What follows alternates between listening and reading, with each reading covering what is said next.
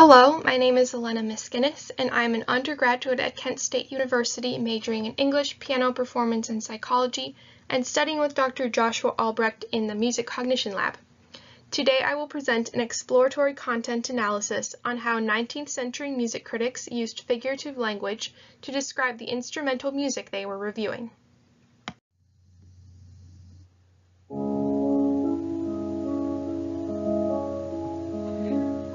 A boat visiting by moonlight the wild places of the Vierwaldsee in Switzerland.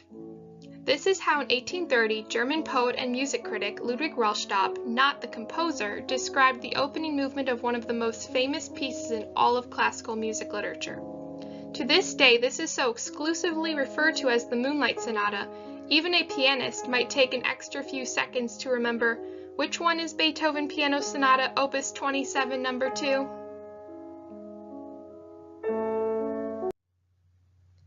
Using figurative words to describe the perceptual experience of music is a phenomenon musicologists, critics, and pedagogues practice fluently. For example, in almost any lesson, coaching, masterclass, or rehearsal, students are accustomed to hearing the common question, "What is the character of this piece?" Yet, how can any music listener accurately interpret that a piece of music sounds like moonlight, or why not sunlight? Davies 2006 suggested the doggy theory, that music imitates an emotional experience. Later, Robinson and Hatton in 2012 further proposed the persona theory, that listeners adopt a conscious or subconscious character that develops throughout the piece. Yet, how can a linguistic description evoke a sound without even hearing it? Perhaps synesthesia, the psychological crossing of the senses, and Aristotle's fantasia, or stimulating images, provide some explanation. Like Rellstab, many music critics of the 19th century used figurative language to evoke their perceptions of the music to those who had not yet heard it. For this study, we selected a corpus of 21 different music periodicals published in the English language during the 19th century. Some titles included The Message Bird, Dwight's Journal of Music, and the Musical Times. For each decade of each periodical's run, we randomly selected 5 pages that critique orchestral music, including concerti, chamber music, no more than an octet, organ pieces, and piano compositions, written during the Baroque, Classical, or Romantic eras. For each page of music criticism, we extracted all metaphors describing the musical composition and excluding any references to a specific performance or a composer in general. In addition, we excluded several analytical terms such as movement or technical descriptions of sound, like harmonious or sonorous. Here is an example of how we extracted the metaphors. It comes from the Quarterly Musical Magazine, published in 1825, and was written on Beethoven's Ninth Symphony, or the New Symphony as they called it. For instance, we extracted the metaphors lively, flows, pleasing, and a lengthy one comparing the music to the aurora borealis. Notice also at the bottom where it says melodious, we excluded this word as it pertains directly to music. Despite these kind comparisons, the critic in fact nearly abhorred this piece, claiming it to be way too long and, quote, not compensated by any beauty or unity of design.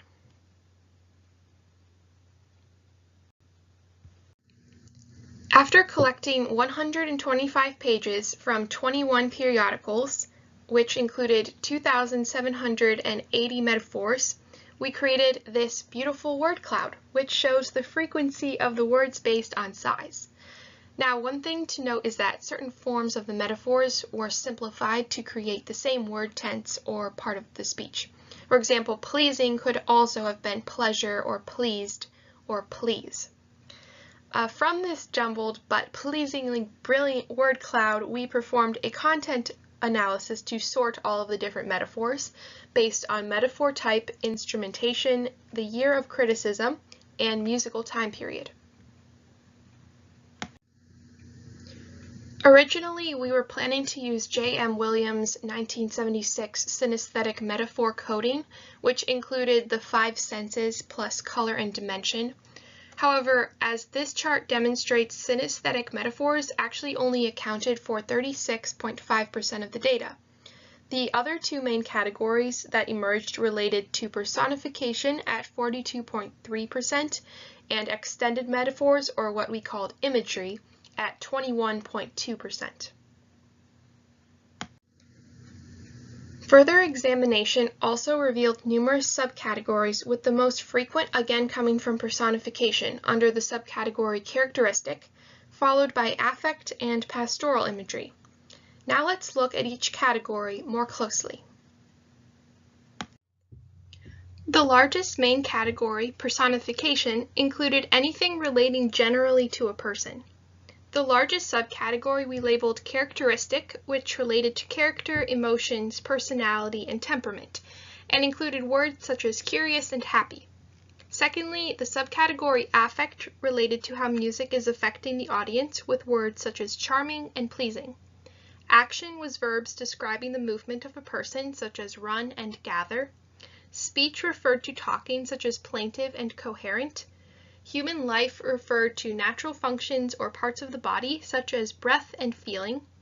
Lastly, contemplation included words relating to thinking, like reflective and reminisce. Now let's listen to an excerpt from Liszt's Tasso lamento e trionfo, an orchestral work which the music critic describes as plaintive, slow, mournfully monotonous, and irremediable sadness. See if you can hear it when you listen.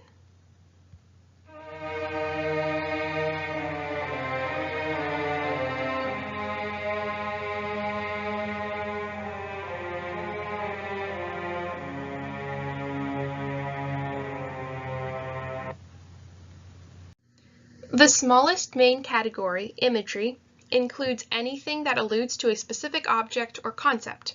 The largest subcategory was pastoral imagery, including words like lightning and gallop.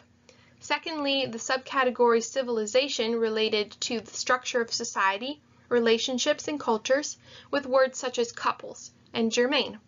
Religious imagery included piety and prayer. Fantasy imagery included illusion and enchanting. Death imagery included funeral and devil, and food included treat and champagne. Imagery also had a large subcategory alluding to other art forms, including literature such as poetic, dance such as jig, clothing such as interwoven, architecture such as columns, sculpture such as statuesque, visual art such as shading, and music, including references to other composers or other instruments like Beethovenial and singing. Now let's listen to an excerpt from the second movement of Beethoven's Sixth Symphony, nicknamed the Pastoral Symphony. Try to imagine these descriptors when you listen: still forest, rippling brook, splashing water, and bird songs.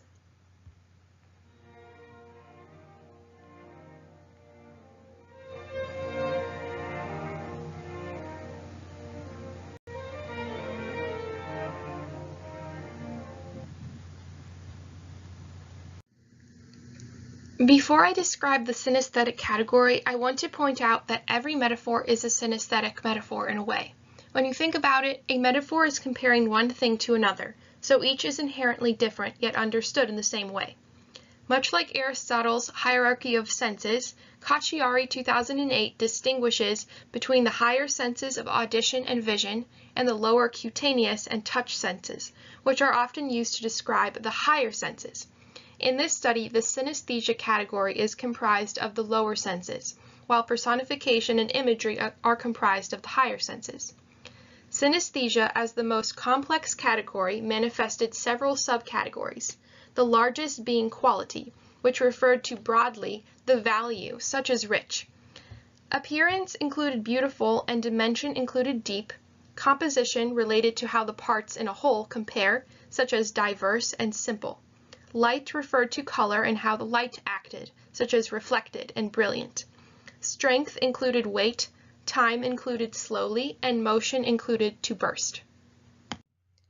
Taste included sweet, proximity included crowded, texture included smooth, and sound included clang. Interaction represented how two things associated, such as rival and contrast, Acuteness referred to how strong the perception was, such as subtle and vague. Lastly, temperature included warm and frigid, and quantity included profuse and scarce. Now let's listen to an excerpt from the third movement of Beethoven's Ninth Symphony.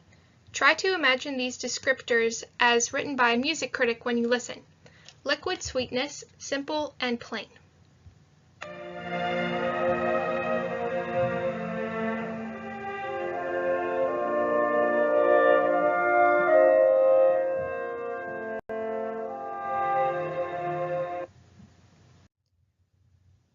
After creating the metaphor categories, we sorted the metaphors based on decade of publication.